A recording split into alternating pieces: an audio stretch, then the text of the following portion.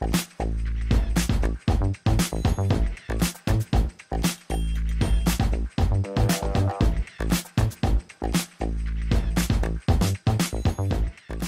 fait un petit bout de temps que j'y pense. Ça fait pas depuis que j'ai 20 ans comme certains. Mais depuis que je me suis mis à écrire des scénarios, c'était il y a une petite dizaine d'années, quand j'ai un peu opéré une espèce de mutation, évidemment j'y ai pris goût. Et à chaque fois qu'on commence à écrire un projet, on est un peu le premier spectateur du film. On est un peu le premier, on est déjà à penser à des choses de mise en scène. Donc ça me travaillait depuis quelques années.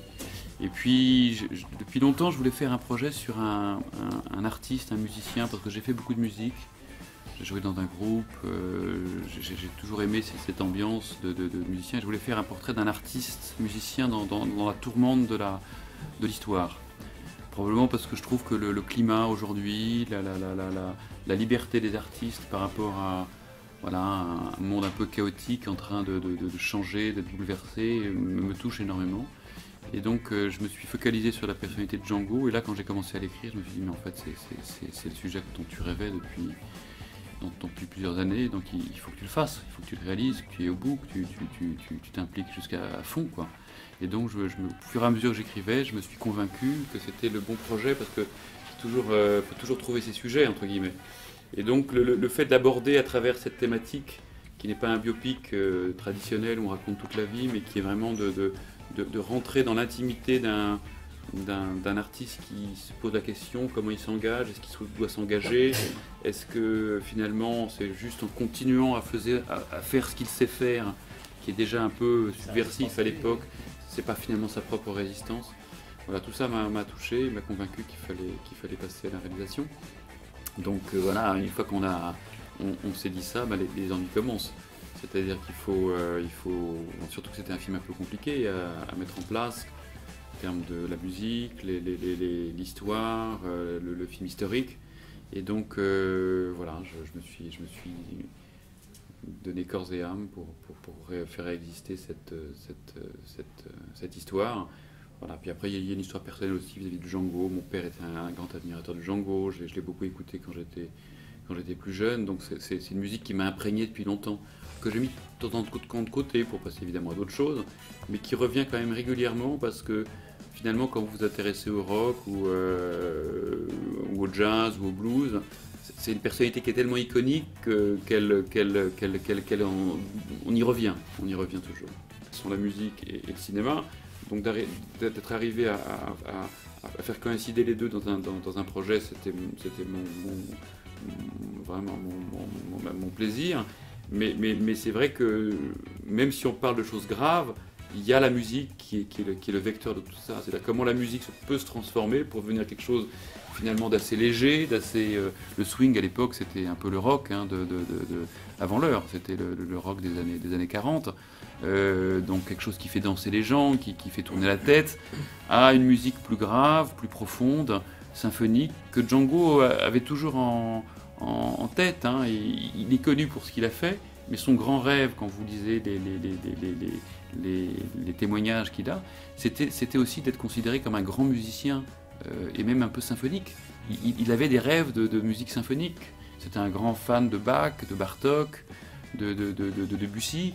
Il avait deux rêves, c'était ce Requiem et une adaptation d'un de ses titres qui s'appelle Manoir de mes rêves, qui voulait composer comme une symphonie un peu à la Debussy. Voilà. Et pour lui, c'était ce qui le ferait accéder à la grande musique. Mais comme il n'écrivait pas la musique, c'était très compliqué pour lui de le faire. Donc la seule chose qui s'est faite, c'est perdu concernant ce Requiem. Et le titre Manoir de mes rêves a été lui composé, je crois qu'il reste une partition. Non. J'aime beaucoup les biopics en fait qui prennent une période. J'ai toujours aimé ça. J'aime pas personnellement après les biopics qui tracent des vies entières avec le souvenir du gamin, machin, le flashback, on retrouve tout ça. Bon, les Américains savent bien le faire. Hein, je dis pas que c'est des spectacles déplaisants. Il y en a qui sont très réussis, mais Moi, j'ai toujours voulu. Bon, peut-être j'étais imprégné parce que, toute proportion gardée, le premier film sur lequel j'ai travaillé quand je suis arrivé dans le cinéma, c'était Van Gogh de Piala.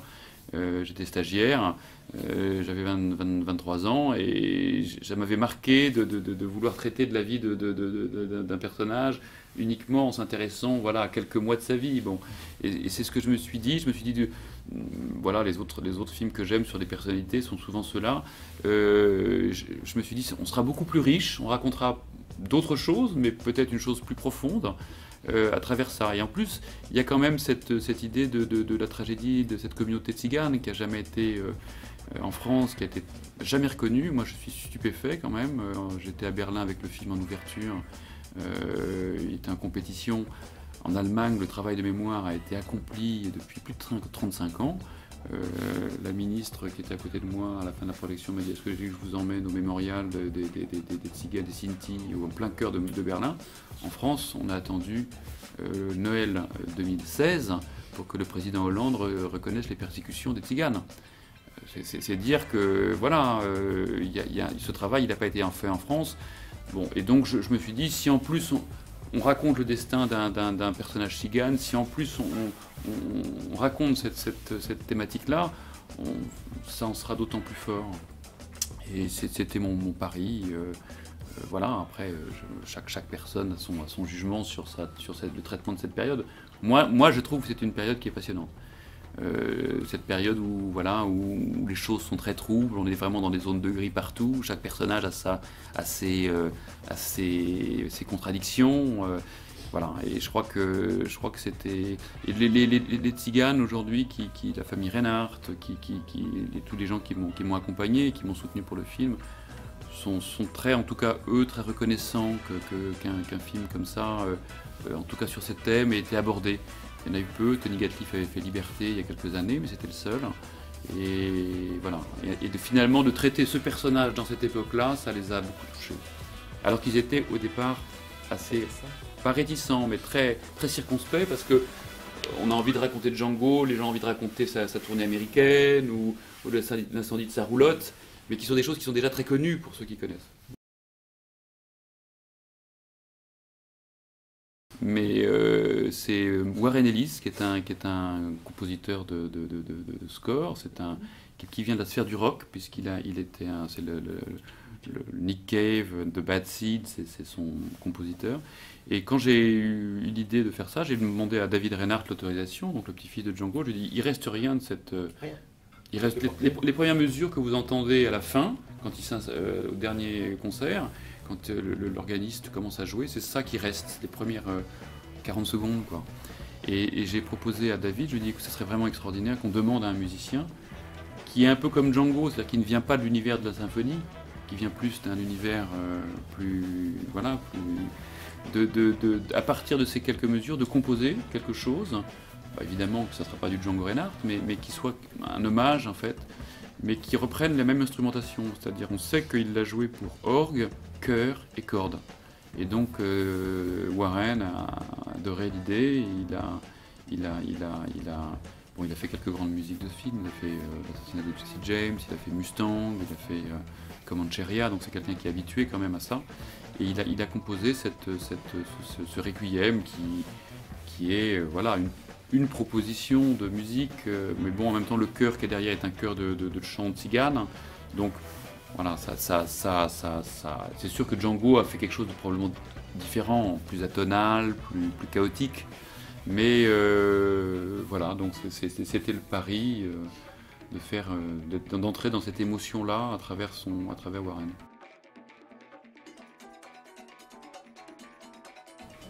Alors, dans les classiques, je vais vous dire, il y en a deux quand même. Je sais pas, le film sur l'occupation, il y en a un qui pour moi est absolument un chef-d'œuvre, qui en plus n'a pas pris une ride, à la différence de beaucoup d'autres. C'est Monsieur Klein de Lauzet, sur l'implication personnelle de quelqu'un qui vraiment est dans une zone un peu grise comme ça, et qui est obligé de rentrer dans un drame, un peu ce que, toute proportion gardée, Django connaît de façon différente. Ça, c'est vraiment un film qui, pour moi, est très, voilà, presque métaphysique sur l'identité, quoi. Qu'est-ce que c'est que l'identité? Comment on est obligé de se confronter à sa propre identité à un moment ou à un autre. Et puis, il y a un grand western classique, pour moi, et c'est Johnny Guitar de Nicolas Ray. Puisque c'est presque ça, c'est un guitariste dans un moment... dans un moment de drame, comment on survit avec sa musique, quoi. Comment finalement, juste avec sa guitare, on continue à vivre. Donc ça, c'est un peu les deux... Voilà. Puis après, il y a des choses beaucoup plus modernes. Ben, assez vite, en fait, à l'écriture, j'ai pensé à lui, parce que c'est un acteur que j'adore. C'est probablement un des acteurs les plus talentueux de sa génération. Et il attendait un peu un grand rôle quand même, parce qu'il a eu beaucoup de rôles très marqués, très marquants, mais pas encore un de rôle où il était vraiment au premier plan, qui porte un film comme ça, un peu seul, dans une prestation un peu compliquée. Et moi, comme c'était mon premier film, je voulais aussi un acteur pour qui ce soit un premier, entre guillemets, gros challenge, quoi, parce que pour moi, ça en était un, donc comme ça, on était sûr d'être au coude à coude. Et donc, il a en plus un physique qui est quand même... qui rappelle en tout cas voilà, cette communauté, même s'il n'en est pas. Hein. Tous les petits gars à qui j'ai dit on va donner ce rôle à Reda, ils m'ont dit un Kabyle, un arabe, c'est leur mot, hein. C'est pas possible, tout ça. J'ai dit mais si, vous allez voir, c'est possible. C'est le mystère du cinéma, puis c'est un acteur, quoi, s'il peut l'incarner. Et puis il a été éblouissant parce je lui ai dit la seule chose, il dit Reda, il faut que tu apprennes la guitare, tu vas être obligé de bosser pendant un an. Alors il rêvait de l'apprendre, ça faisait longtemps qu'il voulait apprendre la guitare, donc il dit ça va être l'occasion, tu vas t'amuser. Donc il avait un coach avec lui qui pendant un an, avant l'année qui a précédé, il y a eu 2-3 fois par semaine, il avait des cours, il travaillait chez lui, et tout de suite il a appris à jouer avec 3 doigts, donc il a pas joué à 5 doigts, il a dû tout de suite se mettre dans le truc.